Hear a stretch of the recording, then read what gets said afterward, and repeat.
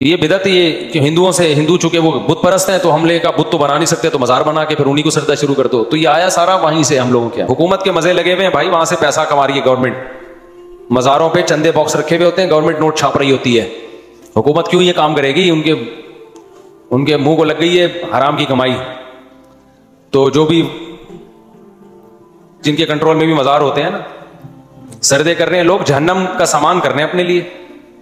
ہاں طواف کرو, سردے کرو, جاؤ آگ میں جاؤ, اللہ اٹھا کے پھینک دے گا آگ میں. خوب سمجھ لو, ان المساجد للہ فلا تدعوا مع اللہ احدا. اللہ کہتا ہے سردہ گاہیں صرف کس کے لیے ہیں؟ اللہ کے لیے. کسی کو پکارنا بھی نہیں ہے. طواف صرف بیت اللہ میں ہو سکتا ہے, اللہ کے گھر میں.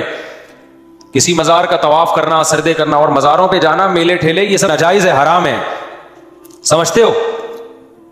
اور عبرت کے لیے اہل اللہ کی قبروں پہ جایا جا سکتا ہے زیارت کے لیے, لیکن آج کل جو کچھ قبروں پہ ہو رہا ہے تو وہاں کہاں سے جانا جائز ہوگا بھائی؟ وہ تو آپ ان کی برائی میں ان کی تائید کر رہے ہیں جا کے. سمجھتے ہو کہ نہیں سمجھتے؟ شیطان جو ہے نا, نے قسم اٹھائی تھی کہ اے اللہ میں ان کو جنت میں نہیں جانے دوں گا.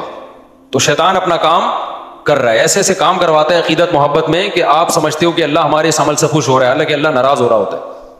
سعودی عرب میں کوئی مزار دیکھا آپ لوگوں نے؟ دبئی میں دیکھا؟ یو اے ای میں دیکھا؟ پورے یو اے ای میں, دبئی, ابو ظہبی, شارجہ کہیں بھی نہیں. تو یہ بدعت یہ کہ ہندو چونکہ وہ بت پرست ہیں تو ہم لے کا بت تو بنا نہیں سکتے تو مزار بنا کے پھر انہیں کو سجدہ شروع کر دو. تو یہ آیا سارا وہیں سے ہم لوگوں کے. مفتی صاحب مزار تو امام حسن, امام حسین اور حضور صلی اللہ علیہ وسلم کا بھی ہے. اسلام میں مزار بنانا ناپسند ہے. ناپسند ہے, بالکل جائز نہیں ہے. دیکھو نبی صلی اللہ علیہ وسلم کا مزار نہیں ہے. ہوا یہ تھا کہ جب سعودی عرب میں حکومت سعودیہ کا غلبہ ہوا تو انہوں نے جتنی بھی قبریں تھیں جو خلاف شریعت بنی ہوئی تھی وہ ڈھا کے برابر کر دی, سنت کے مطابق کر دی. نبی صلی اللہ علیہ وسلم کی قبر کے بارے میں پھر مشورہ ہوا تو بہت ساری دنیا سے علماء گئے. یہاں سے مولانا شبیر احمد عثمانی رحمۃ اللہ علیہ تھے, ان کو حکومت سعودیہ نے بلایا تو انہوں نے وہاں عربی میں تقریر کی. انہوں نے کہا کہ ایک ہے قبر پہ مزار بنانا, ایک ہے پہلے سے ایک عمارت بنی ہوئی ہو اس کے اندر قبر بنانا. تو رسول اللہ صلی اللہ علیہ وسلم کا جو حجرہ مبارک ہے حضرت عائشہ کا, وہ پہلے سے موجود تھا, اس کے اندر قبر مبارک بنائی گئی ہے. اور قبر کے گرد تو اتنی سیسا پلائی ہوئی دیواریں ہیں کہ اس کے اندر تو کچھ ہو ہی نہیں سکتا, وہاں تو کوئی جا ہی نہیں سکتا, کیونکہ حفاظت کی نا اس کی. کوئی نبی صلی اللہ علیہ وسلم کے جسد اثر کی کوئی توہین نہ کر لے کہیں سرنگ وغیرہ بنا کے, کیونکہ ایسی کوششیں ہوئی ہیں. تو اب وہاں تو کوئی جا ہی نہیں سکتا, تو باہر ہے یہ سب کچھ جو بھی ہے.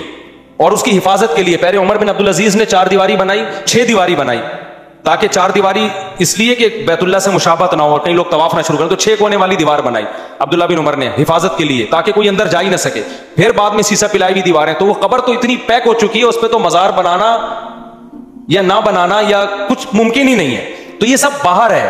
اور مسجد نبوی پہلے سے ایک یہ تو توسیع ہوتی چلی گئی نا مسجد نبوی کی, تو وہ مسجد نبوی کے اندر آ گئی ہے قبر, تو اس لیے وہ دیکھنے میں ایسا لگتا ہے کہ مزار ہے, حقیقت میں وہ مزار نہیں ہے.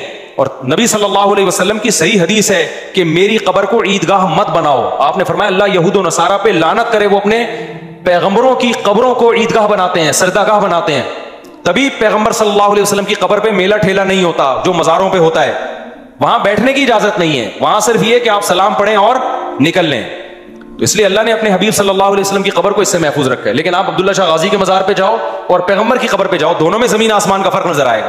وہاں قوالیاں چل رہی ہیں, وہاں دھمال ہو رہے ہیں, وہاں طواف ہو رہے ہیں, وہاں سردے ہو رہے ہیں. تو کیا نبی کی قبر پہ ایسا ہوتا ہے؟ بالکل نہیں ہوتا. رہا مسئلہ حضرت حسن و حسین رضی اللہ عنہما کا, تو مجھے نہیں پتا ان کی قبر پہ کیا ہو رہا ہے. اگر وہاں بھی یہ سب کچھ ہو رہا ہے جو مزاروں پہ ہوتا ہے تو وہ بھی حرام ہے بھائی. جو بھی اس قبر جن کے بھی وہاں کی جو بھی گورنمنٹ ہے اس سے قیامت کے دن سوال ہوگا یہ اہل بیت ہیں, آپ نے ان کی قبروں پہ بدعتیں کیوں کی ہیں. مجھے پتا نہیں ہے ہوتی ہیں کہ نہیں ہوتی, لیکن اگر ہو رہی ہیں تو غلط ہو رہی ہیں. ناجائز کام کسی کے کرنے سے جائز تھوڑی ہو جاتا ہے. نبی صلی اللہ علیہ وسلم کی صحیح مسلم کی حدیث ہے, آپ نے حضرت علی کو بھیجا مدینہ میں آنے کے بعد کہ جو قبر ایک بالش سے اونچی نظر آئے اور پکی نظر آئے اسے برابر کر دو. تو نہ ایک بالش سے اونچی قبر بنانا جائز, نہ اس قبر کو پکا کرنا جائز ہے. سمجھتے ہو؟ میں جرمنی گیا, میں نے یہودیوں کا قبرستان دیکھا, اور آپ یہاں مسلمانوں کا قبرستان دیکھو, آپ کو یہودیوں کا قبرستان سنت کے مطابق نظر آئے گا, مسلمانوں کے قبرستانوں میں آپ کو ایسے بڑے بڑے گنبد اور قبے نظر آئیں گے. سمجھتے ہو؟